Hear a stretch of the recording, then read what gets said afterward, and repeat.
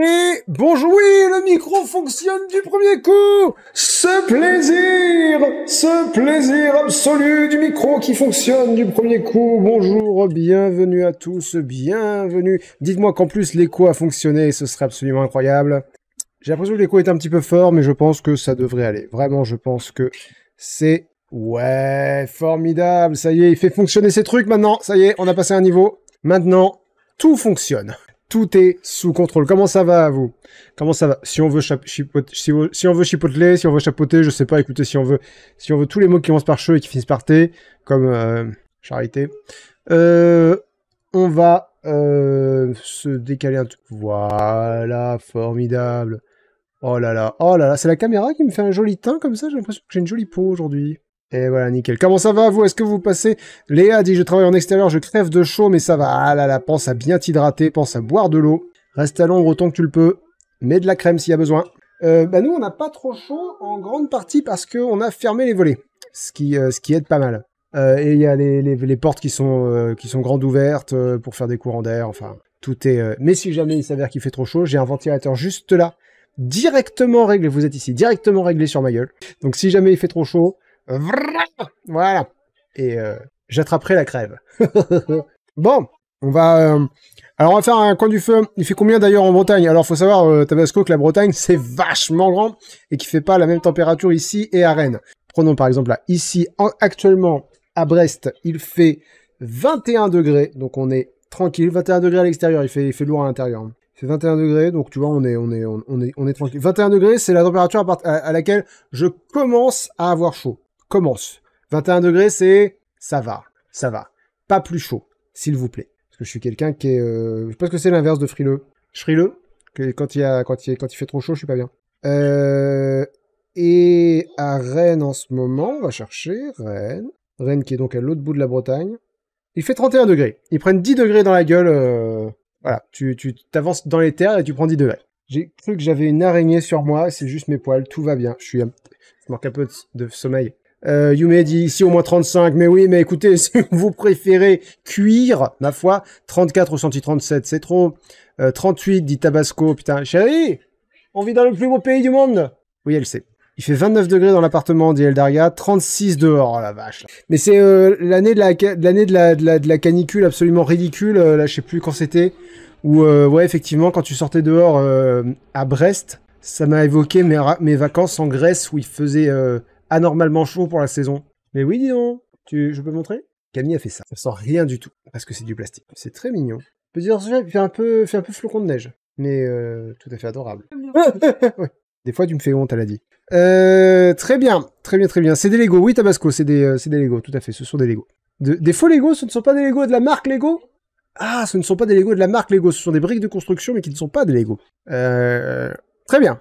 Bon, on va tâcher de faire vite parce que j'ai beaucoup de choses à faire aujourd'hui, notamment finir d'écrire le 50-50 qu'on commence à tourner après-demain. Donc on n'a pas acheté tout ce qu'il faut pour le tournage. Ça va être très serré, ça va être très compliqué, mais on est là pour ça, on va gérer, on est incroyable.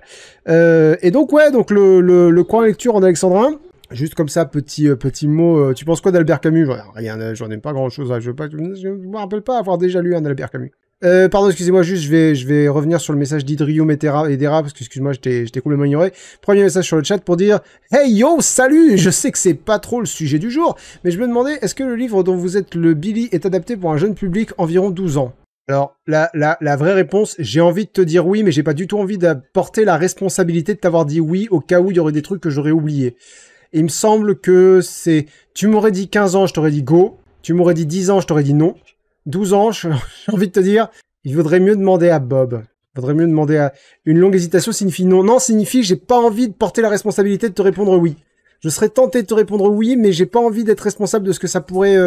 Par sécurité, je préférerais te répondre non, mais je suis pas sûr que ce soit la bonne réponse. Je vais regarder sur la corde des sables d'Ivoire s'il y a un âge dessus. Un âge conseillé. Mais c'est bien que tu te renseignes, parce que je sais que la politique de Bob par rapport à ça, c'est vraiment... c'est les parents qui sont responsables, c'est-à-dire que c'est pas eux qui sont responsables de ce qu'ils font sur leur chaîne YouTube en tout cas. À l'époque où ils étaient, où Fanta faisait les trucs avec, disait ouais, si votre enfant, si vous êtes choqué que votre enfant regarde nos vidéos, laissez pas votre enfant regarder nos vidéos. Salut Glitter Honeydew, effectivement ça fait longtemps. Ouais, voilà. Professeur Dond dit il y a sans doute des livres-jeux plus adaptés. Ouais, moi j'attendrai un peu. J'attendrai. Il y a la marque, c'est quoi leur nom? Makaka Édition. Makaka Édition, Makaka Édition. Ils ont plein de contenu pour tous les âges. Ce sont des livres dont vous êtes le héros aussi. Alors ils sont beaucoup moins travaillés, beaucoup moins monolithique, quoi, j'ai envie de dire. Beaucoup moins, enfin, l'expérience va être totalement différente, quoi. Comme je sais pas si t'es un peu jeu vidéo, mais même différence qu'entre un Mass Effect et un Cooksurf Delicious, quoi. Dans les caractères un petit peu grands, mais voilà, un écart entre un jeu auquel tu vas jouer 1 heure de temps en temps et un jeu dans lequel tu vas pouvoir te perdre. C'est pas la même philosophie, quoi. Mais là, je peux te dire, oui, c'est adapté, tu trouveras ton bonheur. Tabasco dit Lynx, tu prends jamais de vacances? Non, c'est un de mes gros défauts. Un des gros défauts qu'il faudra que je corrige.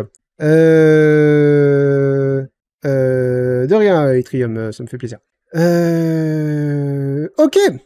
Bon, on va pouvoir commencer. Donc ouais, le coin lecture en alexandrin. Très rapide. Alors, bon accueil, mais très rapidement, mauvaise idée. Clairement, mauvaise idée. Pourquoi mauvaise idée? Alors c'est un défi, donc il fallait que je le fasse. Je m'étais engagé à le faire. C'était une mauvaise idée. Bienvenue Fantôme B, bienvenue Naxo28 sur le chat. Donc je m'étais engagé à le faire, donc je l'ai fait. Mais en le faisant, je me suis rendu compte que c'était une mauvaise idée. D'une part, parce que pour le faire selon les règles de l'art, c'est-à-dire pas juste 12 pieds, mais 12 pieds qui fonctionnent, quoi. C'est-à-dire soit 6 plus 6, soit 4 plus 4 plus 4, soit 3 plus 3 plus 3 plus 3, soit des je sais même pas comment ça s'appelle, des renvois à la rime suivante, au vers suivant, qui fonctionnent d'une façon ou d'une autre. Bref, pour que ce soit bien fait, il m'aurait fallu plus de temps. Mais je peux pas consacrer plus de temps que ça au coin lecture. Et en plus, j'ai à peine plongé dans les livres dont j'ai parlé. C'est pour ça que j'ai préféré mettre tous les livres que j'ai bien aimés dans le coin lecture en alexandrin plutôt que parce que j'ai besoin de trouver et de chercher et de trouver des mots pour parler des livres que j'ai pas aimés. Parce qu'il y a une mesure à avoir, que si vous voulez, il y a une diplomatie à observer. Voilà, Papin dit j'avoue que j'attends toutes les semaines dimanche pour le coin lecture, mais là j'ai pas réussi à le finir. Franchement, je comprends. Non mais sois pas désolé, je comprends vraiment très bien. Merci à Chaton pour le sub, c'est très gentil de ta part. Et ouais, je comprends. En fait, il y a des gens qui adorent, il y a des gens ça les inhibe complètement, hein, et je comprends très bien. C'était parce qu'en plus d'être écrit approximativement, c'était récité très approximativement. Et du coup, c'était une mauvaise idée. C'était une mauvaise idée. On va quand même le regarder, on va quand même le commenter, mais pas à refaire. Je le ferai pour... vous savez quoi? Suivez-moi sur Patreon. Suivez-moi sur Patreon. On a fait la réunion de Plaguestorming hier, et quelqu'un m'a suggéré une très très bonne idée concernant une écriture en alexandrin. Donc si vous me suivez sur Patreon, dès le premier palier, dès le soutien à 1 euro par mois, et ça peut être encore moins d'1 euro par mois si vous payez annuellement, vous savez comment ça marche, vous avez une réduction si vous prenez... Vous pouvez me soutenir pour 1 euro par mois pendant 12 mois, ça va vous coûter à peu près 10 euros. Et vous aurez accès 6 fois par an, donc une fois tous les 2 mois, au bilan des réunions de Plaguestorming, où je parle de tout ce qui, de là où on va, quoi. De là où on va, j'annonce certains sujets de vidéo en avance, je dis où on en est, je dis ce qui est envisagé, vous avez plein de coulisses, si jamais ça vous intéresse. Bref, allons-y. J'ai encore oublié de rajouter montage par Camille et générique par Jérémy dans le générique de fin. Il faudra que je pense à le faire, un de ces 4. Non, c'est pas grave, mais ça fait des mois que je dis que je vais le faire. Enfin, ça fait 2 mois que je dis que je vais le faire et je le fais pas. C'est 2 lignes à rajouter dans le générique, ça se fait rapide et je veux. Pardon, vous avez pas le son. Le son devrait être à peu près bien là normalement.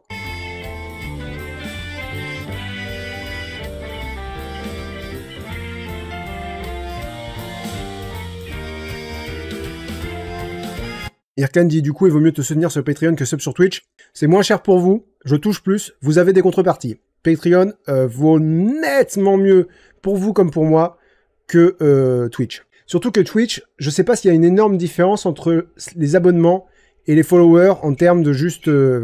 voilà quoi, c'est-à-dire... Parce que moi je vous propose pas beaucoup d'emotes 10 modes d'abonnement. Les replays sont disponibles pour tout le monde.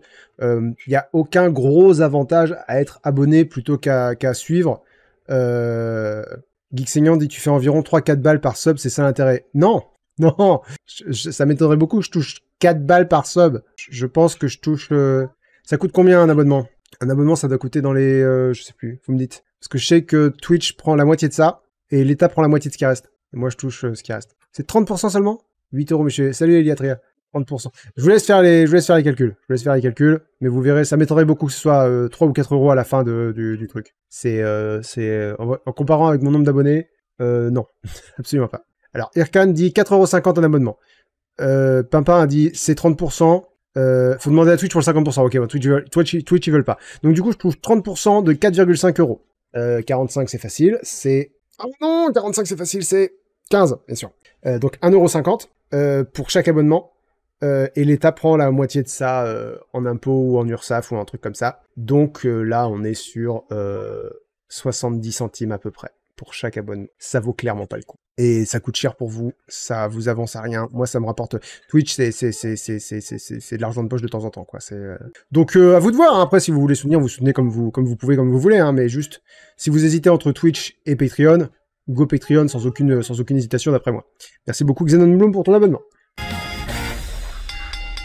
Salut tout le monde, bienvenue dans ce coin lecture. Vous remarquerez très vite que je m'exprime comme si je nageais dans de la confiture, mais il existe une explication. En effet, je vous ai jadis dit de grossir les rangs de mes followers Goodreads. Vous partîtes 500, mais sans aucun répit. Vous êtes aujourd'hui 900 sur... Mais il y a une petite difficulté aussi, c'était qu'il fallait pas que j'hésite, parce que les E, ça compte une syllabe, du coup. un objectif pour tout... Ouais, Camille en a probablement viré pas mal au montage. Parce que moi, je me souviens qu'à la lecture, c'était pas fluide. Victoire, il y a une récompense. Me voilà donc à compter des pieds imprécis, et j'espère que vous mesurez votre chance. Pour celles et ceux qui l'ignoreraient peut-être, si les 600 followers devaient être atteints, j'avais promis, bête comme moi seul sais l'être, d'écrire tout un épisode en français, par pitié. Non, pas généré automatiquement. Pourquoi générer automatiquement? Mais non. Oh, mais qu'est-ce que c'est que ces âneries? J'avais mis... D'accord, je voulais juste vérifier le texte pendant que je le lisais, mais je sais pas pourquoi il m'a pas mis les sous-titres. Tant pis. J'ai mis les sous-titres, mais là, je sais pas pourquoi ils y sont pas. J'ai dû pas cliquer sur valider, une connerie comme ça. Désolé à Chris, désolé à Norman, autrice et auteur des livres d'aujourd'hui. Super timing. Puis, gageons que mon inspi ne tombe pas en panne, mais globalement, c'était très chouette. Donc, plus sérieusement, et avant les livres du jour, vous avez une autre mission. Je vous en ai parlé il y a quelques jours, dans une vidéo sur laquelle nul n'a cliqué. Le coin lecture avec le club du coin lecture. Ça fait 2 coins lecture dont la forme est particulière et à chaque fois c'est perfectible. Mais on revient à des coins lecture classiques. Remarque, je dis ça, la semaine prochaine c'est un coin lecture avec un seul livre, mais bon. Cela concerne Twitch et 35 500. Alors les 35 500, vous les avez déglingués et vous êtes sur le point de déglinguer les 36 000. Si jamais il y en a 5 parmi vous qui regardent sans avoir followé, il suffit de suivre maintenant et vous débloquez l'acte 2 de la Corne des Sables d'Ivoire, de la lecture de la Corne des Sables d'Ivoire en live sur Twitch. Followers, oui, je sais, c'est beaucoup, mais j'ose. Voilà moi du futur, vous tenant au courant d'où en est le défi, tolérez-le en prose. Eh oui, bonsoir, et vous êtes actuellement 35 938 à me Vous êtes maintenant 35 997, vous êtes à 3 suivre sur Twitch.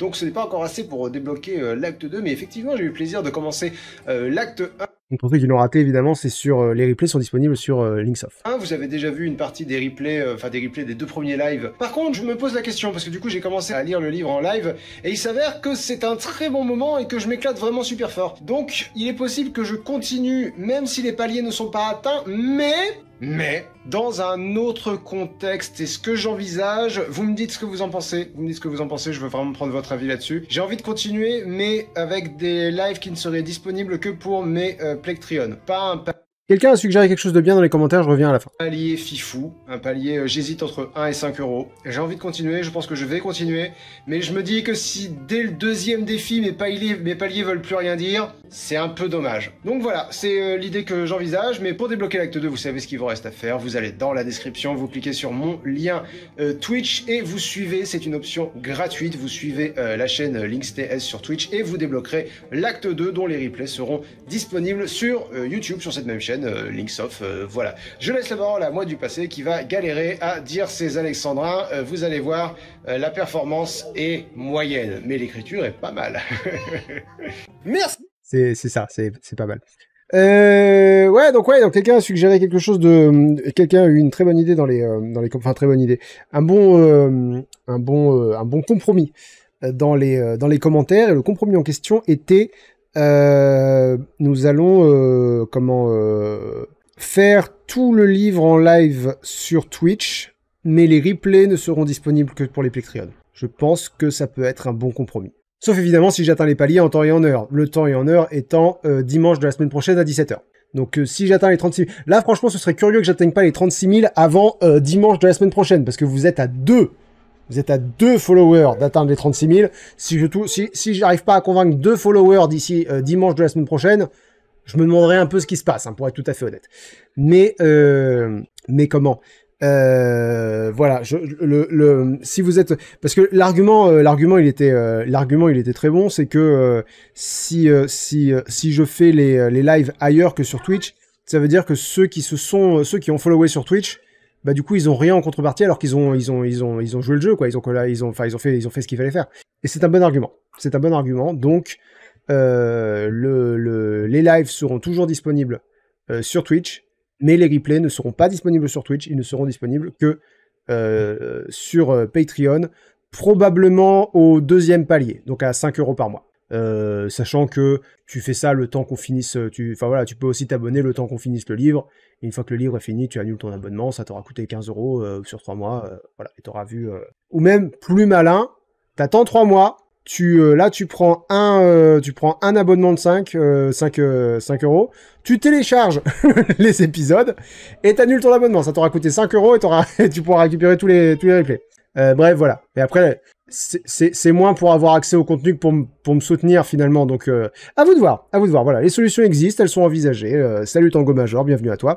Et Tabasco dit, est-ce qu'on peut proposer des défis? Par pitié, propose des défis. Parce que je vais pas avoir assez d'idées et elles vont pas toutes être très bonnes. Allons-y. 6 mois du futur, et donc sans plus attendre, préparez-vous, vous n'êtes pas prêts, car il est beau, grandiose, incroyable. Par contre, il est pas tendre. Je parle l'an de ça de Norman Django. Ont-ils heurté une île, un récif, ou bien pis? Leur bateau a fait naufrage, ils ont peu de vie. Sophie, sa sœur Luna et leurs quelques amis, dans ce milieu hostile, vont devoir survivre. Leur triste épopée vers la civilisation est le moindre de leurs problèmes. Tony of 16 dit non, les malins attendent les replays pirates de tes lives sur YouTube. Non, ça par contre c'est du vol. Si vous pouvez essayer d'éviter de cautionner ça, ce serait nickel. Ils arrivent vite à l'effroyable, il n'y a plus. C'est déjà pas facile, résumer un roman, mais alors pour le faire en comptant 12 pieds... Ah, Tabasco, dis-moi, j'aimerais bien que tu finisses le projet Lego. Chef, installer la caméra, installer la lumière. Je comprends, ça me manque aussi. Il y a Poudlard qui est en train de prendre la poussière à moitié construit. J'ai pas le temps. Et c'est un plaisir. Tu te souviens quand on disait non, je prends pas de vacances, c'est un gros problème que j'ai. Bah déjà, j'ai arrêté ces lives-là parce que faut au moins que j'ai le temps de faire des choses avec ma famille, quoi. Et là, j'ai le temps de faire quelques trucs avec ma famille, mais prendre des vacances, non. Donc je peux pas rajouter des choses. Un délice de chaque instant. Mais oui, donc lors de ça, qu'est-ce qu'on en a pensé? Définissons déjà un cap clair, un A+. Et je ne suis pas en train de dire au revoir. A+, comme dans, A, mais avec un plus. Note que Norman est habitué à avoir... Alors non, j'avais mis A au 7e continent, je pensais que j'avais mis plus que ça. Salut Coolrasta92, bienvenue sur le chat. Souvenez-vous, il y a quelques années, nous parlions de son premier roman, Le 7e continent. Ce fut un coup de cœur, et plus encore, au fond, mon ouvrage préféré parmi vos romans. Pour les non-habitués, déjà soyez bienvenus, sachez que d'habitude, je parle normalement, et que, de temps en temps, mon public ingénu me fait parvenir aux joies ses propres romans. Ça sonnait ironique, ça ne l'était pas, car cela m'a permis de rencontrer tantôt des plumes que je n'aurais pas connues sans ça, comme ce fut le cas pour donc Norman Django. J'ai dit... Et pour plusieurs autres raisons. Mathilde dit une volonté particulière de caser le cap clair ou juste dans le mood. C'était une référence. Je trouve la Private Joke rigolote. Il n'y a aucune malice là-dedans. C'est juste, je trouve ça rigolo. Dit à chaque fois que j'en ai eu l'occasion que le 7e continent était mon préféré des livres écrits par mon public, ou sinon, ça se passe sur le podium, premier égalité. Et je pense que L'An de ça bat ce record. Je ne vais pas... L'An de ça, il a une vraie dimension, psychologique et familiale que le 7e continent n'a pas. Ne pas être trop laudatif. Vous êtes à 35 999. Peut-être penserez-vous que j'en fais trop encore. Rappelez-vous bien, ce n'est qu'un avis. Cela dit, bah ouais, L'An de ça est excellent. Un mélange idéal, horreur et science-fiction. En plus, le truc incroyable de ce roman, sa force n'est ni le premier, ni le second. Donc ni l'horreur ni la science-fiction, même si vraiment c'est pas mal l'horreur son point fort. Parce que l'horreur est menée de main de maître, les mères ont disparu, un personnage est mort, reste-t-il un espoir? Bah écoutez, peut-être, mais... J'aime bien ce passage-là. Et s'il existe bien, bah il est pas bien fort. Parce là on a des alexandrins propres là. que Luna, la sœur de la protagoniste, est mentalement instable, un vrai compte à rebours, créant... Le traitement du personnage de Luna est incroyable. Parce qu'au départ, tu te dis, elle va poser problème d'une façon ou d'une autre. Et plus ça avance, plus c'est... je sais que normalement, dans cette émission, je spoil. J'ai pas très envie de vous le spoiler parce que j'ai envie que vous voyez, que vous ayez le vertige de voir à quel point ça va aller loin, vite et dur. C'est-à-dire que Luna, elle finit par complètement vriller, quoi. Au départ, elle est juste... tu te dis, elle est juste particulière. Et après, tu comprends, ah ouais, non, d'accord, en fait, les deux sœurs ont eu une enfance super difficile et c'est Luna qui a tout pris. Et plus ça avance, tu te dis, ouais, non, mais ouais, c'est peut-être justifié, mais elle est dangereuse. Elle est très dangereuse. Mais je vous conseille vraiment de le lire. Le développement du personnage de Luna est incroyable. de l'attention par le fait seul qu'elle existe, dangereuse pour elle et tout ce qu'il y a autour. Pour l'aspect science-fiction, le roman est traité... Alors bah merde, vous êtes à 35 998, il y en a un qui s'est barré. Il y en a un qui a défollow, qui a unfollow. Avec un sérieux qu'on ne peut prendre en défaut. L'absence des océans va avoir des effets... Alors tu vois, je pensais à ça parce que ça m'a fait penser au livre c'est comment le titre de ce livre-là, L'île des porte-chances, qui est un livre de l'une d'entre vous aussi, et où justement je me disais c'est rigolo parce que il y a à peu près la même idée, à savoir quelque chose arrive et ce quelque chose fait que quelque chose de physique à l'échelle planétaire. L'an de ça, c'est les océans disparaissent, l'île des porte-chances, c'est la Terre s'arrête de tourner. Et je me dis, pourquoi est-ce qu'il y en a un qui me pose pas de problème et l'autre qui me pose des problèmes? Et ben en fait, c'est tout bête, mais c'est dans le traitement du truc. C'est-à-dire que dans l'île des porte-chances, ça se passe plusieurs années très difficilement définies après l'événement. Et ensuite, alors que l'an de ça, c'est momenté, la disparition des océans n'aurait pas d'impact physique, comment dirais-je, n'aurait pas d'impact planétaire, c'est mal dit, mais aurait un impact planétaire immédiat, mais moins immédiat et surtout moins drastique. Si la Terre s'arrête de tourner, tu sais, il y a un truc physique, quoi. Il y a un truc physique. Alors, les physiciens me diront qu'est-ce qui se passe, mais il me semble que si la Terre s'arrête de tourner, on est éjecté dans l'espace, c'est-à-dire que brusque arrêt de la force centrifuge, non, ouais, je sais pas. Et là, ouais, là, avec la vitesse, on est arraché à la gravité. Enfin, si la Terre s'arrête de tourner, il se passe un truc terrible. Que si les océans s'assèchent, les effets vont se faire ressentir très vite, mais pas instantanément. Je pense pas. En tout cas, là, la suspension consentie de la crédulité fonctionne. Ma crédulité est suspendue de façon consentie. Et en plus, il va explorer des questions scientifiques que moi, je me suis pas posées. Ce qui va faire par en creux, si tu veux, que je vais me dire, ok, lui, il s'est posé ces questions-là. Genre, il y a des algues qui vont dégager des gaz qui vont être hyper nocifs. Il y a évidemment tous les animaux marins qui vont se retrouver au fond de la mer, non, du coup, au fond de la terre, au fond au niveau le plus bas, au niveau zéro, quoi, finalement, ça aussi, c'est abordé. C'est que, il y a un moment donné, ils croisent d'autres, évidemment, ils vont croiser d'autres survivants, et ils vont leur dire, ouais, on essaye de retourner à la civilisation, et eux vont leur dire, attendez, vous savez que là, quand il y avait les océans, on était à genre moins je sais pas combien.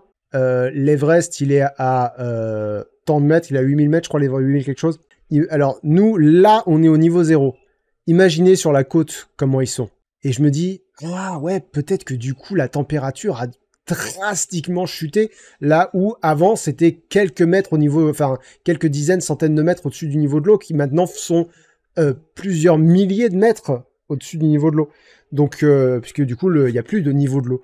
Donc, c'est vrai, c'est des questions que moi, je me suis pas posées et que je me dis, bon, si lui se les est posées, c'est que le sujet a été traité avec sérieux, quoi. Qui ne vont pas être ignorés à loin s'en faut. Des effets sur la faune et la flore, bien sûr, des effets sur la santé, mentale et physique. Tout va se décomposer, l'air va devenir impur, un cauchemar d'anticipation écologique. Mais ce que ce roman est vraiment dans son cœur, comme d'ailleurs c'est montré sur la couverture, c'est une histoire compliquée de deux sœurs entre lesquelles il y a... Je vais faire la comparaison que j'ai déjà faite sur Goodreads, mais...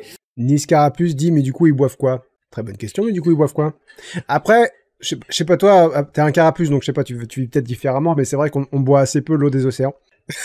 Mais ça va poser problème. Et là où c'est très intelligemment fait, parce qu'il y a cette différence-là aussi, c'est que là, on suit un groupe de 5 personnes au début, et ces 5 personnes, elles étaient sur un bateau, et elles se retrouvent dans les fonds marins. Donc, comment survit la civilisation? T'en sais rien, et ça n'a pas besoin d'être abordé, puisque de toute façon, on suit ces 5 personnes-là. Donc, le reste du monde, ils font leur vie. C'est pas la question. Et legit.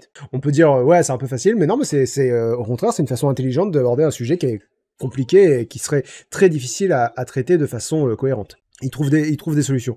Mais ils vont se la poser, cette question. Du coup, on boit quoi? Par contre, j'ai bien peur qu'elle soit excessive. Et autre question, du coup, on mange quoi? Parce que, en fait, c'est un enfer. C'est un enfer quand tu commences à te poser la question. Tu te dis putain, ouais, c'est infernal. Donc je la dis tout bas. C'est avec Stephen King, le maître de l'horreur. En fait, c'est surtout vers la fin. Au début, tu te dis voilà, je retrouve Norman Django, le Norman Django du 7e continent, y a pas de problème. Et à la fin, je vous dis pas ce que c'est, mais entre le Crocoboom. Le Crocoboom, globalement, c'est un personnage hallucinatoire, mais qui est plus que ça. Le Crocoboom, toute la mystique autour du Crocoboom m'a énormément évoqué le Shining. Mais il y a le Shining, il y a ouais, comme je dis, il y a un peu The Mist dans le sens de tout va, enfin voilà, ils font leur vie et puis hop, le surnaturel arrive.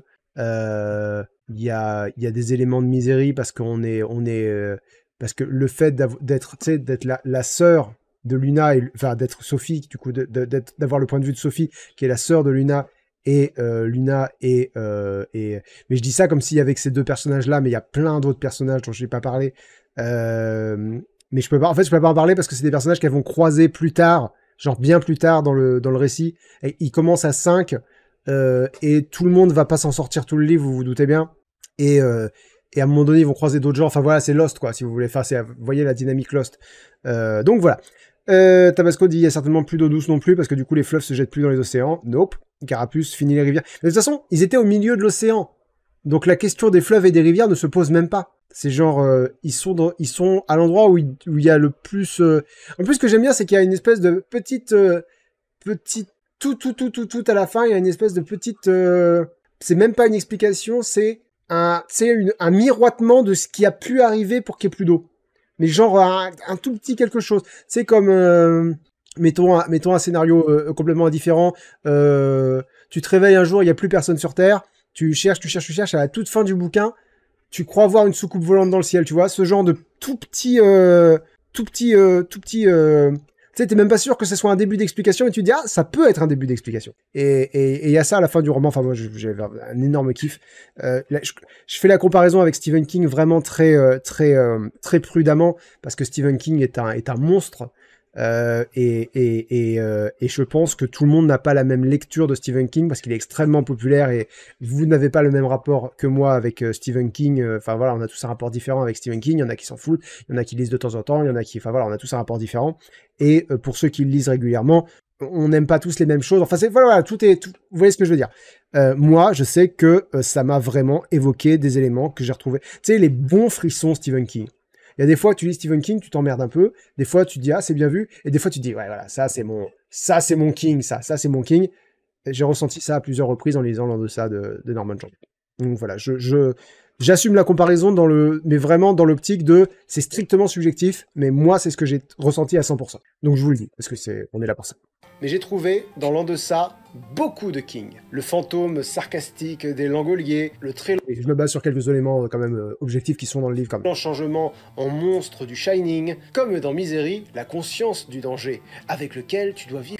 Le roman se passe dans la tête en partie d'un individu dangereux et dérangé, Spider, Dr. Sleep, le Shining. 4 livres qui se passent en partie, dont on a en partie le point de vue de la personne. Parce que je dis qu'on a le point de vue de Sophie, mais en fait on passe d'un point de vue à l'autre, c'est juste que Sophie est clairement la protagoniste. Mais des fois, on est dans la tête de Luna, et à ce moment-là, oh là là. Carapuce, la saga de la Tour Sombre, ça t'intéresse? Il y a des centaines de livres qui m'intéressent. Il fait partie de ces centaines de livres-là. Il y a même un peu la brume, quand on y réfléchit. Les persos vivent leur vie, et bam! Surnaturel! Enfin voilà, je sais que j'ai... Quand t'es dans la tête de Luna, des fois, elle a des comptines dans la tête. Mais tu sais, des comptines complètement dérangées. Et c'est un kiff absolu. Beaucoup ressenti, des choses qui, chez King, sont plutôt habituelles. Je vais conclure. D'ailleurs, c'est rigolo parce que ça, c'est un autre parallèle avec le livre dont on va parler après, du thé pour les fantômes, où là aussi, de temps en temps, il y a des passages en vert. C'est rigolo parce qu'il y a plein d'échos entre les deux, et ils ont rien à voir. c'est très drôle. C'est l'histoire de deux sœurs, c'est à moitié horrifique. Il y a la question de qu'est-ce que t'es prêt à faire pour ta sœur. Voilà, la question de l'amour fraternel entre deux sœurs. Comment on dit fraternel entre deux sœurs? Sort fraternel. Thibaut 78 prend la parole pour la première fois pour dire « Bonjour, désolé, c'est moi qui me suis unfollow, j'ai glissé chef, je répare cet affreux immédiatement. » Il n'y a pas de problème. Il y a Impératrice du Donut qui dit « Bonjour à toi, bienvenue sur le chat. » Et, grand moment les amis, grand moment.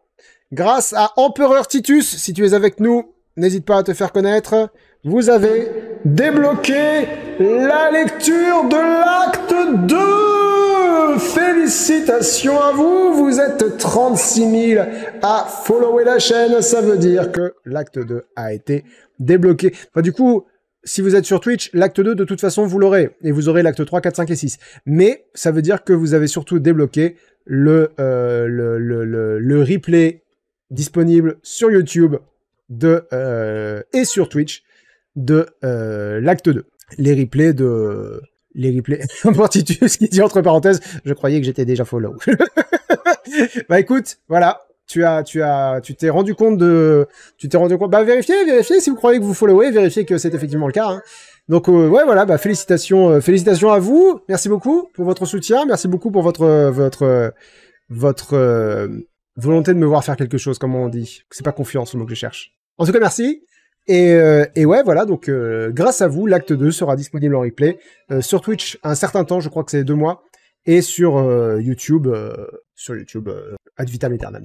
Et on y retourne. Conclure dans l'excès, pardonnez-moi, mais je le pense donc, d'en faire trop, n'ayons pas peur. S'il était un livre de Stephen King, l'en deçà figurerait, je pense, parmi les... Donc oui, c'est une... En fait, ce que j'ai dit est plus précis. Salut Nami Lindet, bienvenue sur le chat. Ce que j'ai dit est plus précis, c'est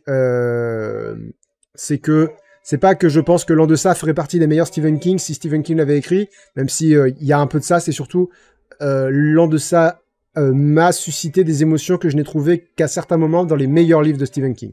Une chaude recommandation, je place la barre très haut et je le sais. Faites-vous vous-même votre propre opinion et vous me direz ce que vous en aurez pensé. Changement de registre? Point d'interrogation. Des fois j'ai des Alexandrins qui sont propres. Du thé pour les fantômes de Chris Vuklizevic. C'est légitime de se poser la question, après tout, il est question de contes horrifiques. Et c'est là encore l'histoire de deux sœurs. D'abord félicitées, passeuses de fantômes. Pardon, il faut que je vous lise un passage. Hop là. On est en partie là pour ça. Hop là. Alors, je vous lis les 2 premières pages. Ah, je vais pas parler de ça, mais il y a les titres des chapitres qui sont vraiment bien trouvés parce que c'est des titres soit en latin, soit, enfin voilà, des titres qui sont hyper flous, qui sont scientifiques en fait, et du coup qui accentuent le côté scientifique. Genre là, le nom du premier chapitre c'est Turbiculum. Le nom du deuxième chapitre, c'est Aqua, donc évidemment le nom de l'eau, de l'eau en latin. Là, il y a un chapitre qui s'appelle Corpus, corps en latin évidemment. Là, on a un chapitre qui s'appelle Zopiclone. Je vous laisse savoir je vous laisse chercher ce que c'est. C'est un médicament? C'est un hypnotique, voilà. Donc quand tu sais à quoi t'attendre. Moi, j'ai systématiquement cherché quand je connaissais pas le nom. Pour me dire, ok, où est-ce qu'on va. Là, j'en ai un qui s'appelle Myctophidé. Bref, Tubiculum. Un océan brutal se dégageait tout autour, implacable, dominant, une beauté immobile se mêlant dans l'infini horizon. Et tandis qu'un soleil brûlant déclinait le long de sa ligne de fuite, le monde trembla imperceptiblement. Chapitre 2. À quoi? Au son de ma blonde, putain de merde. Merci mon bébé, c'est très rigolo. Au son de l'onde, Sophie ouvrit les yeux. Une sensation d'humidité se diffusait le long de ses jambes. Froide, dérangeante. Elle n'avait plus souillé son lit depuis l'enfance, mais personne n'est à l'abri d'un accident. Ses pensées avaient du mal à trouver un chemin au milieu d'une symphonie de bourdonnements monocordes. Un goût de sel à l'orée des lèvres. Une obscurité enveloppante. Elle tenta un mouvement de ses membres endoloris. Elle chercha des yeux un point de repère. Rien. Pas même le rougeoiement d'une veilleuse. Elle palpa ce qui se trouvait sous ses doigts. Elle n'arrivait plus à se souvenir ni où elle était, ni sur quoi elle reposait. Un lit? Non. Pas vraiment. Tout était dur et irrégulier. Et quelque chose l'écrasait, l'empêchait de remuer, reposait sur sa poitrine comme un animal mort. Non. Du calme. Elle en toucha la texture. Cela ressemblait plutôt à un matelas renversé. Ses forces semblaient revenir lentement. Elle le poussa sur le côté et libéra ainsi ses gestes. La sensation d'humidité se répandait de plus en plus et lui glaçait les os. Pourquoi n'arrivait-elle pas à se rappeler où elle se trouvait? Elle dut faire un effort colossal pour se concentrer. Son esprit baignait dans une vase molle qui aplatissait toute velléité intellectuelle. Elle déployait ses mains et ses doigts entrèrent en contact avec toutes sortes d'objets. Tantôt elle arrivait à en identifier un, comme un rouge à lèvres, tantôt il lui échappait pour se perdre dans le noir. Et tous étaient humides, imbibés d'eau. Quelqu'un avait-il laissé couler le robinet? Mais quel robinet? Elle tenta de se lever et se retourna pour faire face au sol. Elle comprit qu'elle reposait dans le creux d'un angle. Un angle? Sa main vint palper l'une des parois. Lisse, très lisse, et froide. À la résonance, elle en déduisit que c'était creux. Comme quoi? Une caisse en bois. Un endroit confiné. Elle se figea dans l'obscurité. Son esprit venait de se souvenir. Elle était dans une cabine. Cabine dans laquelle elle dormait depuis plusieurs jours. Une traversée de l'Atlantique en compagnie de ses amis et de sa sœur pour des vacances de luxe sur un voilier de plus de 20 mètres de long hors de prix. Comment oublier une chose pareille? Elle avait bu la veille, c'était une certitude, mais cela n'expliquait pas le désordre. Les objets partout, le matelas. Soudain, son cœur se mit à palpiter dans sa poitrine. L'eau, le goût de sel sur ses lèvres. Sophie tenta de se redresser, mais sa tête vint heurter quelque chose. Un meuble? Pourquoi n'y voyait-elle rien? La lumière de la lune devrait se refléter sur l'océan et projeter une luminescence à travers le hublot dont elle ne fermait jamais le volet. Soudain, elle se figea. Sa main palpa une surface lisse et froide. Oui, cela ressemblait à la vitre du hublot qui aurait dû se trouver au-dessus d'elle. Voilà! Ça, c'était le début. C'était le début, et c'est très chouette. C'est très chouette. Impératrice du Nord dit hors sujet, ça te fait pas bizarre de te voir sur les vidéos où tu as l'habitude peut-être? Je fais ça depuis 15 ans. Je me rappelle pas de pas me voir dans des vidéos. Voilà. Ça me fait pas bizarre du tout. Juste des fois, je me dis, bon, ce serait bien que je fasse un peu de sport parce que, ça va peut-être aller, bouboule. Oh là là! Oh là là, la grossophobie! Oh, j'ai le droit, c'est ma propre tronche, j'ai le droit. On a le droit d'être grossophobe envers soi-même ou pas? C'est pas très gentil pour soi-même, mais je lui ai demandé, ça lui pose pas de problème. Et Tiglacon utilise le chat pour la première fois pour dire salut tout le monde, bien contente de commencer ma journée de travail ici. C'est pas bon de commencer ta journée de travail sur Twitch, mais tu fais comme tu veux, c'est ta vie, y a pas de problème.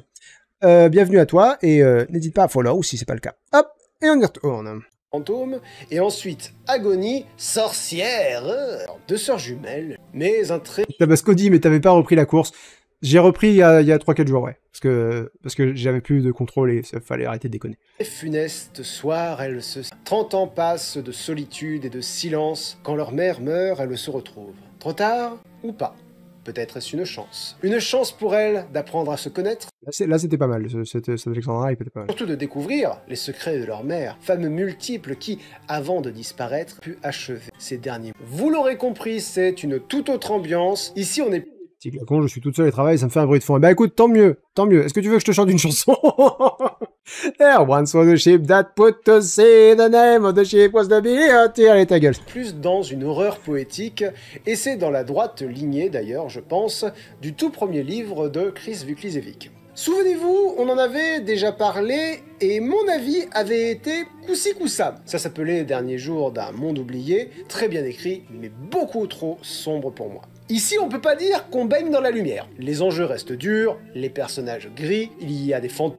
J'ai pu échanger avec Chris et c'est très intéressant, c'est très intéressant. Je me tâte vraiment à cette idée de faire des interviews sur Twitch parce que c'est fascinant d'écouter les auteurs et autrices parler de leurs livres. Ça dépend lesquels. J'ai hésité et je me suis dit là j'ai la perche pour balancer des fions qui je vais viser. Et dans ma tête ça a fait Sarah non, Bob non, Bruce non, bon laisse tomber. Et du coup non, chacun différemment, ça a été très très intéressant. Bref. Il y a des sorcières, mais c'est toujours aussi bien, sinon mieux. Le style de l'autrice est très particulier, il ne ressemble... Tabasco dit pourquoi non, parce que je suis pas à l'aise dans la discussion, je suis pas quelqu'un qui parle facilement. J'ai peur que ce soit un peu embarrassant pour tout le monde. Il faut que je surmonte ma timidité pour ça et c'est très difficile pour moi.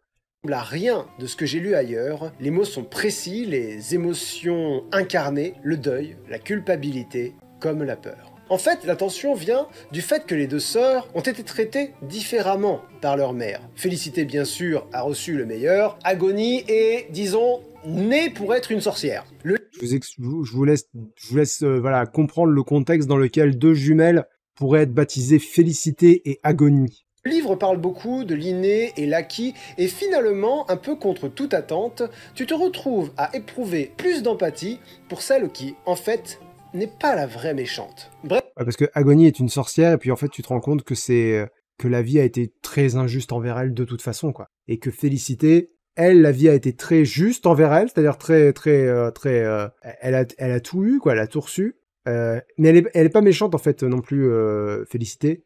Mais elle a un côté tout lui est dû, quoi. Elle a un côté... Enfin bref, c'est des personnages complexes et intéressants. Bref, les personnages... Ellie dit, pendant 2 ans, ma librairie recevait presque une fois tous les 2 mois un auteur qui venait nous parler de son livre, et c'était absolument génial, c'était passionnant. Et c'était pas des interviews, c'était d'abord une présentation de qui vient, puis la personne présentée, puis la librairie discutait, puis on posait des questions, on discutait avec l'autre. Ouais, non mais c'est plus ou moins ce que j'ai envie de faire, c'est-à-dire avoir quelques questions bateau, quelques questions précises quand la lecture du livre m'a fait me poser des questions, et voilà.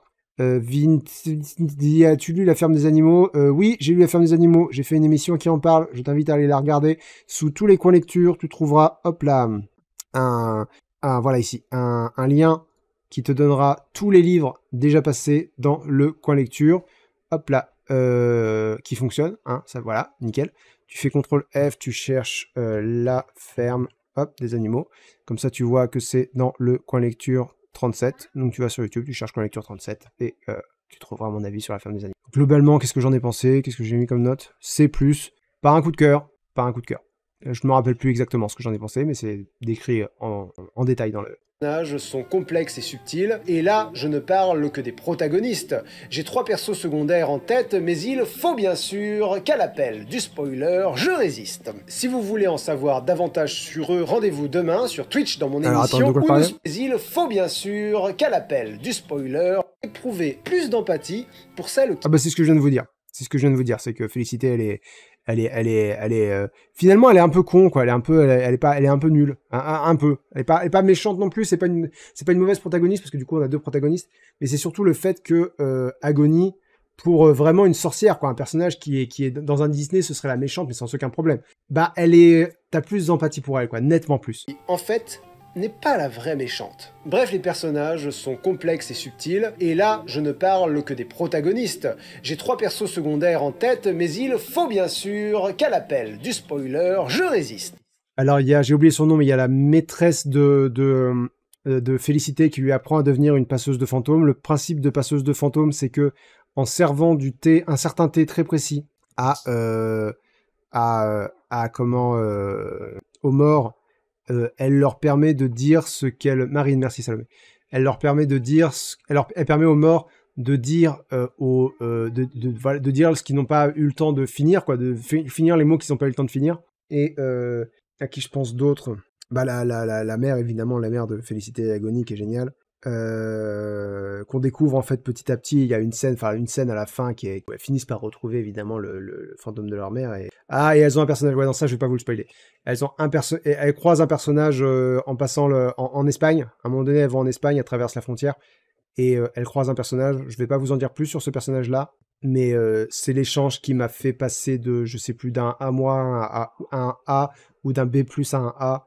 Je me suis dit, ouais, non, là, c'est très, très. Mais je peux pas vous en dire plus, parce que là, pour le coup, c'est un spoiler qui vraiment révèle une partie de l'intrigue. Donc là, ça gâcherait le plaisir de la lecture si je vous le disais. Si vous voulez en savoir davantage sur eux... Impératrice du Node dit: j'aime bien quand les auteurs dépassent le manichéisme un peu bête. Franchement, il y a très peu de livres qui sont manichéens. Hein. Je suis même pas sûr de pouvoir t'en citer un seul. Hein. C'est le manichéisme, tu le trouves dans des dessins animés et pas des très bons. J'allais dire, même les Disney, la plupart des Disney, c'est plus compliqué que gentil méchant. Hein. Dans La Belle et la Bête, la bête, elle est pas blanche, quoi. Et Gaston, il est pas, il commence comme un bouffon et il finit comme un monstre, mais il est pas dans le bossu de Notre-Dame. Quasimodo est pas parfait. Alors mais est-ce que Frollo est méchant? Non, Frollo est pas méchant. Elle est plutôt, il est plutôt comment? Bah, il est à moitié fou, Frollo, quoi. Il est à moitié fou parce qu'il refuse de, il tient Esmeralda pour responsable de ses propres pulsions. Et c'est pas, tu sais, c'est pas méchant, quoi. C'est pas un film ou un livre où le méchant est juste méchant et les gentils sont juste gentils. Même chez Marvel, je suis désolé, Carapuce, même chez Marvel, ils ont tous les gentils qui sont vraiment gentils sans aucun relief. Je saurais pas t'en citer un seul. Je saurais pas t'en citer un seul. Si vous commencez par Captain America, c'est peut-être celui qui a le plus de relief, donc non. C'est-à-dire que Captain America, deuxième film, quand il lui paraît que le Shield est injuste, il se barre. Il devient un renégat. Donc non. Et des méchants qui sont juste méchants chez Marvel, c'est pas non plus des parangons de complexité, on est bien d'accord, mais beaucoup veulent le pouvoir, ça en est ok. Non, Mysterio au contraire, Mysterio il veut devenir le nouvel Iron Man. C'est de la jalousie, il veut faire ses preuves. Il est pas méchant, Quentin Beck. Malekith, peut-être, j'ai oublié ce que Malekith veut faire. Red Skull, je suis pas d'accord. Red Skull, il a une volonté politique derrière. C'est une volonté politique, il est pas méchant, comment? Oui, j'avais dit qu'il fallait pas que ça dure trop longtemps, pardon. Le manichéisme, on en fait tout un plat, mais finalement, c'est assez peu. Dans les adaptations pour enfants, genre, je vois mon neveu et ma nièce, ils regardent Spider-Man et ses amis, je sais pas comment ça s'appelle, où là, pour le coup, voilà, les gentils sont gentils, les méchants sont méchants, il y a aucun problème. Rendez-vous demain sur Twitch dans mon émission où nous spoilons, mais sans vergogne, Au coin du feu. Vous trouverez le lien dans la description. Mais je voulais revenir sur le gros point fort de ce roman, du moins d'après moi en tout cas, et c'est l'atmosphère, car elle y mêle la mort et la violence et la douceur. Toute la magie qui entoure le thé, ses effets tant sur les vivants que sur les morts, donnent au récit ce qu'il faut de légèreté pour ne pas se sentir oppressé par le sort des deux sœurs, de leur mère et d'autres personnages. D'ailleurs, en fait, le fait que tu finisses en empathie avec Agony, ça aide vachement, quoi. Ça aide vachement à pas être écrasé par la noirceur de tout le contexte. Oublié, mais bien sûr, c'est un A. C'était pas évident avec les premières pages. Après, faut voir si la magie opère ou pas. Moi, j'ai été séduit par plein de bonnes idées. Rien que faire parler des fantômes grâce à du thé. L'idée des outre-noms, blazes dissimulés. Ça, tu vois, c'est pas, du coup, j'ai pas pu développer, mais il y a toute une idée. Ils vont croiser je sais plus comment elle le définit, mais un fantôme qui baptisait les enfants et qui a vécu très très très longtemps et qui leur trouvait leur outre-nom. Et l'outre-nom, c'est un nom qui est caché dans ton propre nom et qui est ta destinée, qui est, comme elle le dit, comme elle le présente elle-même, les rives de ton fleuve, c'est-à-dire le cadre dans lequel tu vas évoluer. Et la plupart des gens ne connaissent pas leur outre-nom. Et ton outre-nom est littéralement composé de lettres qui sont dans ton prénom. Non, bah, du coup, je vais pas vous dire quels sont les autres noms des différents personnages, parce que voilà. Mais c'est une idée qui est très, très ingénieuse et qui en plus est très bien... c'est-à-dire que tous les personnages, tous leurs autres noms sont hyper pertinents et très bien vus et très... Enfin, c'est vraiment un très très bon livre. Au sein de nos... Glitter Onedio dit, petite question, est-ce que le féminisme, là... Moi, j'ai commencé, je finis. Hein. Réflexion sur la place des femmes les unes par rapport aux autres et à leurs conditions de femmes a une place importante dans l'histoire vu que c'est 3 femmes. Eh ben, tu sais quoi, c'est une question que j'ai posée à Chris. Je lui ai dit, est-ce que tu dirais que ton roman est féministe? Parce qu'effectivement, il y a toute cette question de femmes, de transmission, de... Puis en plus, la vie de la mère, elle est incroyable. Enfin bref, la question est hyper pertinente. Et sa réponse l'était plus encore. Elle m'a dit, en fait, pas du tout, c'est juste que c'est l'histoire de 3 femmes, et comme on n'a pas l'habitude de voir ça, on a l'impression que c'est féministe, alors que c'est juste l'histoire de 3 femmes. Et je me dis, putain, ouais, du coup, le livre, il est féministe de sa seule existence, quoi, par sa seule existence. Et le fait que moi, je me suis dit, mais du coup, est-ce qu'il y a un agenda politique? Et qu'elle dit, non, maintenant, c'est juste une femme qui écrit l'histoire de 3 femmes, c'est tout. C'est juste que t'as pas l'habitude. Oui. et ouais, du coup, voilà. Est-ce qu'il y a des moments angoissants, horreur plein et très angoissants? Enfin, oui. C'est pas pour les âmes sensibles. Ça reste un Chris Vukicevic. Nos prénoms scellant nos destinées, la mer au sans visage, les passages en vers, le narrateur qui nous parle, droit dans les yeux, c'est beaucoup d'inventions et plein Yume dit, je peux le lire ou pas? J'en sais rien, Yume, j'en sais rien. T'as aimé Rage? Je sais pas. d'idées super qu'on évoquera demain sur Twitch au coin du feu. Bien sûr, c'est une recommandation encore, l'atmosphère est intense et la plume... Angoissant genre Stephen King? Non, plus angoissant genre... L'idée que je me fais d'Edgar Poe mais j'en ai jamais lu. Sublime, j'en serai... Ellie dit sa taille, cette pauvre Yume. Mais non, c'est juste que Yumeka, j'ai du mal à... Yumeka, un coup je me dis... Yumeka, c'est une barbe à papa, c'est-à-dire que si tu la mets dans de l'eau tiède, elle va se dissoudre. Et à côté, elle lit Rage et elle aime bien. Et du coup, j'ai pas compris. Il y a une nuance que j'ai pas.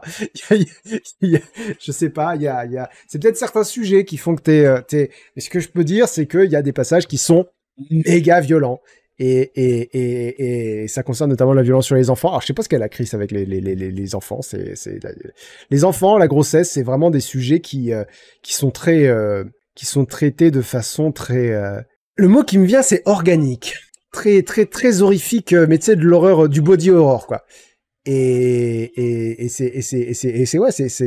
coup, ça revient dans les deux livres. Et c'est marrant parce que quand tu suis, parce que je vous rappelle qu'elle a un podcast qui s'appelle Le Club où on parle d'écriture sans filtre, je crois, avec 4 camarades à elle, qui est très sympa, qui est très rigolo. Regardez les vidéos plutôt que d'écouter le podcast parce qu'elles sont 5 et il y en a 4 qui ont à peu près la même voix. Donc, regardez plutôt qu'écouter. Au bout d'un moment, je pense qu'on se fait aux personnalités de chacune. Bref. Qu'est-ce que je voulais dire? Bon, je sais plus. Impératrice du Donut dit, à tout hasard, est-ce que tu comptes faire des livres de lecture en commun avec ta commu? Mais on a un club de lecture.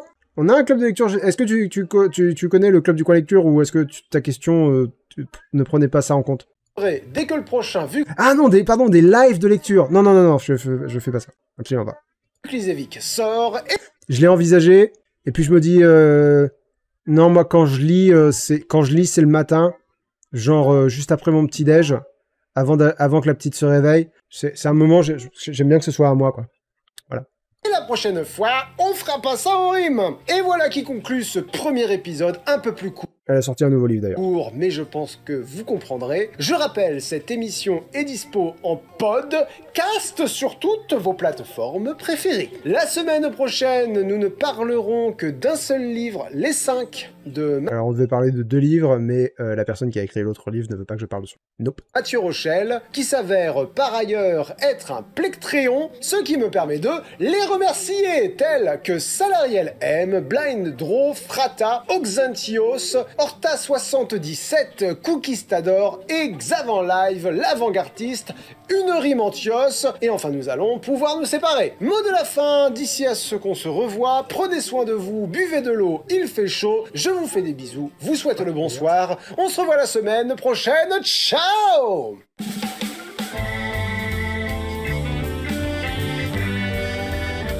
Bon, bah voilà, donc c'était sympa à faire, on le refera pas. je pense qu'on a fait le tour. Je pense pas avoir spécialement de commentaires à lire. Je pense que ouais, tout ce qui devait être dit a été dit. Il aura dit, tu conseilles quel livre pour débuter avec Vuklizevic? Franchement, ah si, pardon, faut que je lise le début de. Bah écoutez, voilà, voyez-le. Oh, je vais peut-être pas commencer par le chapitre 1. Ne serait-ce que pour garder le. Non, ça va. Ça, le chapitre 1, ça va. Ah non, au contraire, ça va être chouette le début. Ah ouais, non, ça va être chouette le début. Ça va être très chouette le début parce que quand je dis le narrateur qui vous regarde dans les yeux, Svigo dit tu vas lire la suite d'Inside Mag, évidemment.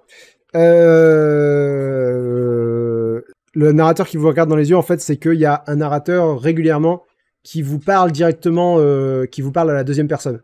C'est-à-dire qu'il s'adresse directement à vous, le lecteur. C'est-à-dire que c'est lui qui vous raconte une histoire. Il y a un côté très conteur de Brocéliande que j'aime beaucoup. Donc écoutez, non seulement je vais vous le lire, mais je vais même vous faire une voix. Je sais pas encore laquelle. Je l'imagine un peu bourru. Allez. Faut pas croire ce qu'on voit, c'est de la connerie à tous les coups. Non. Faut croire ce qu'on regarde. C'est déjà en 2 lignes. Bonjour, je suis bien écrit. Et je ne parle pas de regarder le 20h ou s'il reste du lait, je parle de regarder avec cette chose que vous avez au fond des yeux, derrière. Celle qui vous donne des idées, et des histoires, et des envies de falaises et de vent. Vraiment, il faut pas croire tout ce qu'on voit. C'est comme la patronne derrière sa caisse. En la voyant, on se dit, c'est une sorcière. Bon, ça je vous l'accorde, on fait difficilement plus sorcière. Manque plus que la pomme rouge et on se croirait chez Blanche-Neige. Mais, en vérité, quand on la connaît, elle n'est pas si vilaine. La plus gentille personne de Nice, même. Enfin, je le dis pas trop fort, si elle m'entend, je me fais virer du salon. Alors oui, les chaises ont l'air vides, mais regardez mieux. Les théières, d'après vous, elles montent et descendent toutes seules? Et les tasses, elles sont bues comme ça, par évaporation? Allons, un peu de sérieux. Ce sont les fantômes, bien sûr. Les fantômes de Nice qui se servent le thé et se le boivent. Vous comprenez maintenant pourquoi la patronne vous a fait asseoir avec moi? Il n'est jamais vraiment désert, son salon. Quand on est vivant, on occupe les places que les morts ont laissées. C'est la règle. Mais franchement, qu'est-ce qui vous a pris de venir à cette période? Faut pas s'étonner de finir trempé. Vous lui dégoulinez ma parole, on dirait un port-bagnat. Je suis sûr qu'il ne le mentionnait pas, ça, dans votre guide, qu'on a toujours une pluie d'Irlandais pendant le festival de Cannes. Quand on est venu pour les plages, forcément, ça donne la rougne.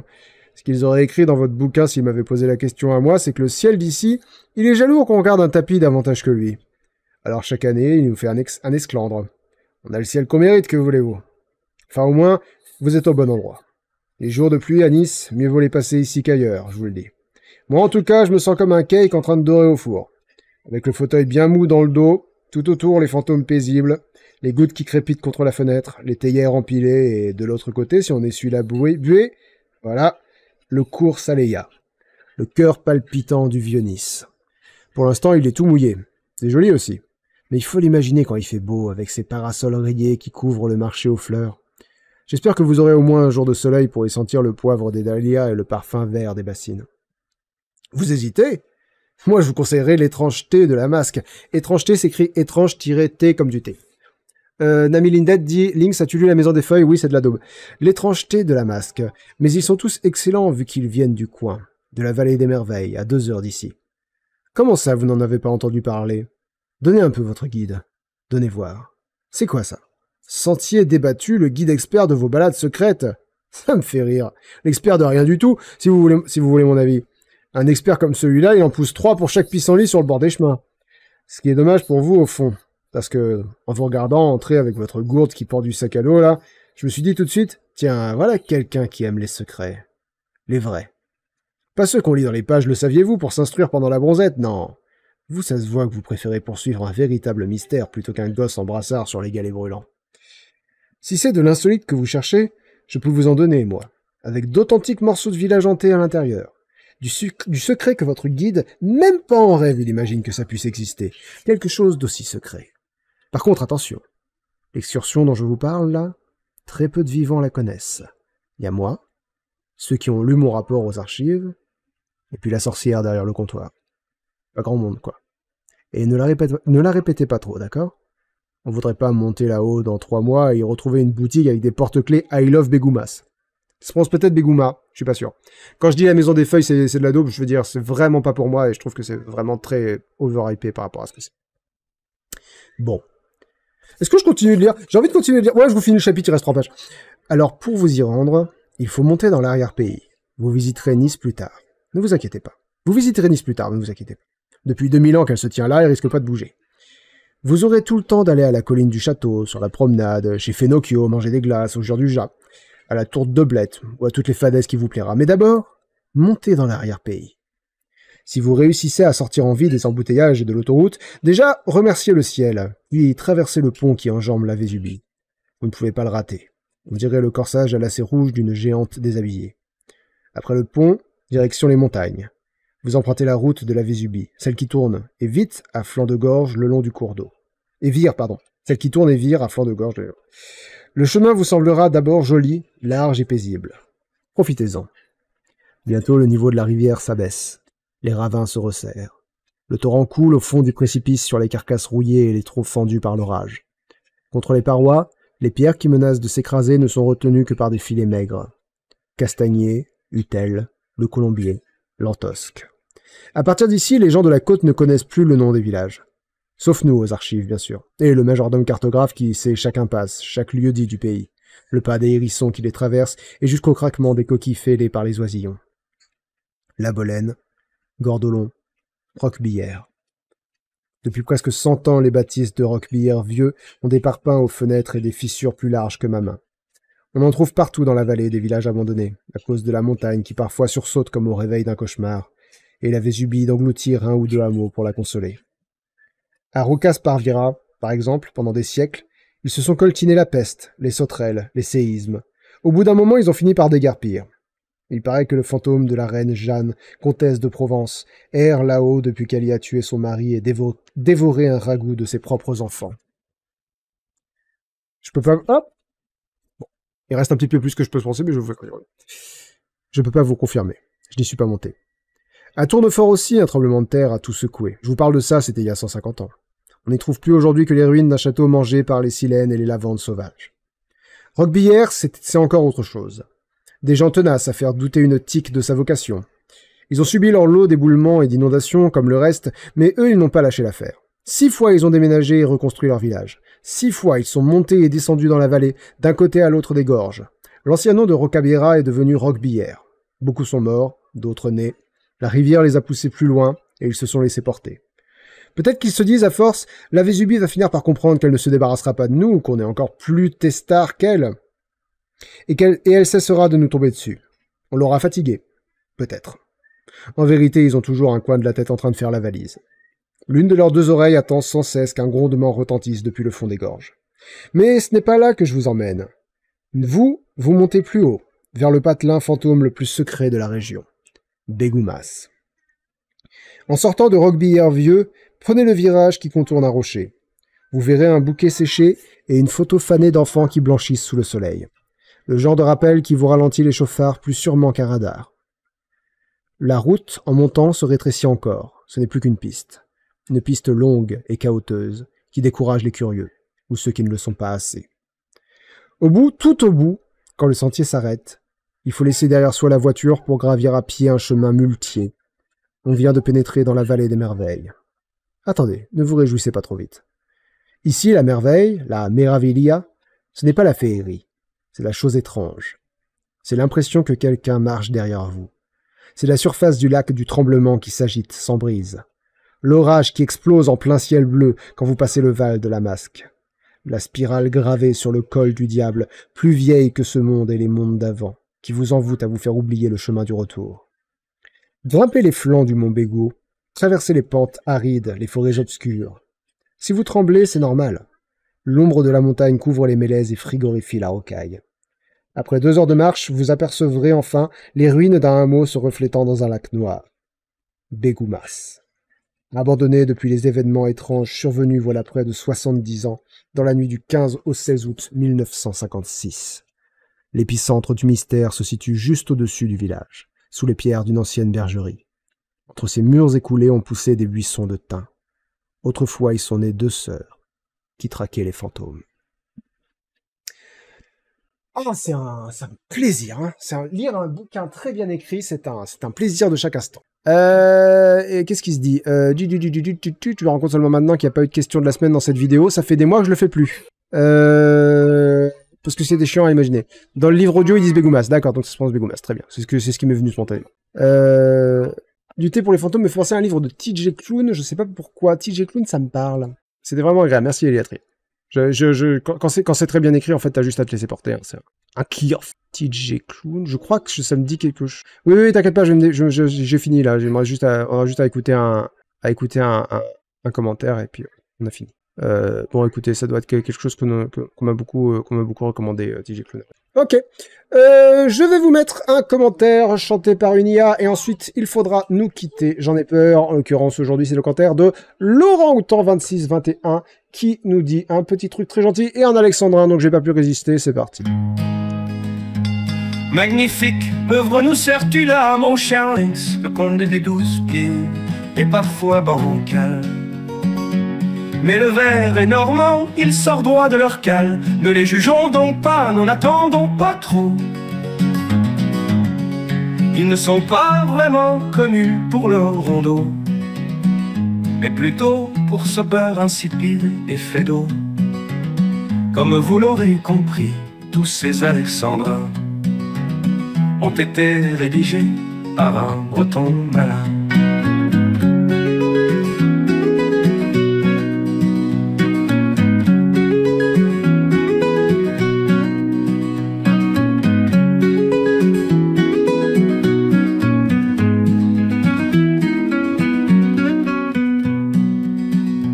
Magnifique œuvre nous sers-tu là, mon cher Lynx, le conte des 12 pieds est parfois bancal. Mais le vers est normand, il sort droit de leur cale. Ne les jugeons donc pas, n'en attendons pas trop. Ils ne sont pas vraiment connus pour leur rondeau, mais plutôt pour ce beurre insipide et fait d'eau. Comme vous l'aurez compris, tous ces alexandrins ont été rédigés par un breton malin.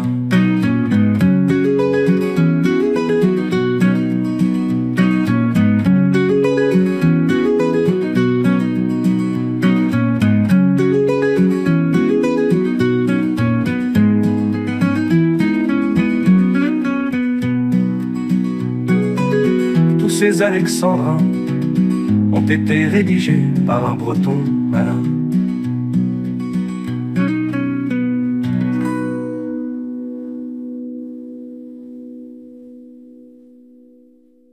Oh, tout à fait mignon. Ouais, bon, c'est un peu facile de se dédouaner, effectivement. Hein, bon, c'est vrai qu'une rime en inks, c'est pas évident. Mais si c'est pas évident, tu la fais pas, hein, aussi simple que ça. Petit père. En plus, je suis breton, donc en l'occurrence, ça tombe très mal. Pouf, pouf, pouf. Merci à tous d'avoir regardé ce live. Merci YouTube d'avoir regardé le replay du live. On se donne rendez-vous quand dimanche qui vient, prochain coin lecture. Vendredi soir, lecture fin de l'acte 1. Et du coup, début de l'acte 2 probablement. Et ensuite... Ah, attendez, je dis ça, mais non, moi j'ai un tournage qui commence mercredi et qui s'arrête lundi. Donc, je vais essayer de vous faire un live vendredi soir, mais c'est pas garanti. Et je vais essayer. Ça dépend à quel point on avance vendredi. Je sais pas encore ce qu'on va tourner vendredi. Mais en tout cas, écoutez, si vous followez, si vous êtes abonné, vous savez que vous aurez une... Vous savez quand les choses sortent, vous savez, vous savez à quoi vous pouvez vous attendre. En tout cas, moi je vous laisse, je vais aller faire du sport avant de travailler sur le 50-50. Je vous souhaite une très bonne fin de journée, une très bonne semaine. Et d'ici à ce qu'on se revoit, faites des gros poutous, pensez à boire de l'eau, pensez à rester à l'abri. Est-ce que je peux faire un raid? Ce serait chouette de faire un raid. Un raid gentil. Écoutez, il y a Pemph, le monteur de Clément Viktorovitch et de Jean Massier, qui est actuellement en live. Je vais faire un raid chez lui. C'est gentil. Il fait du montage. Et il y en a parmi vous qui aiment bien le montage. Donc je vais faire un raid chez Pemph. Voilà. Donc je vais lancer le raid et ensuite je lance l'outro. Donc bonne fin de journée à toutes et tous. Et à la prochaine. Hop là, j'ai lancé le raid. Maintenant je lance l'outro. C'est parti.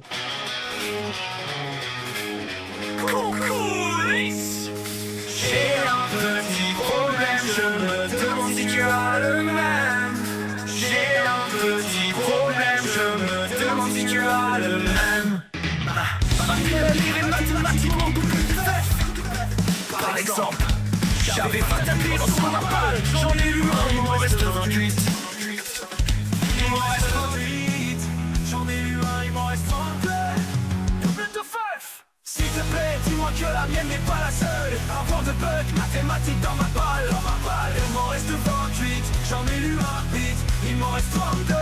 Double what the fuck.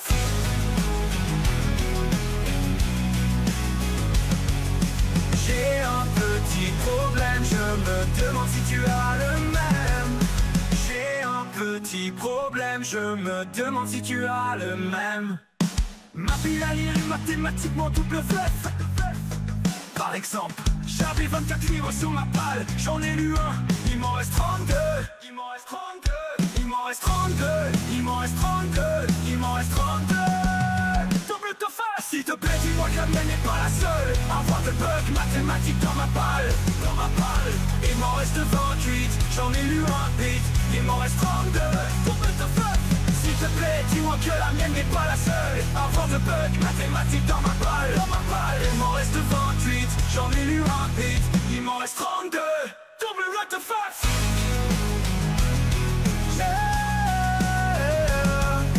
J'ai un petit problème, je me demande si tu as le même. J'ai un petit problème, je me demande si tu as le même. Il m'en reste 32. Double what the fuck.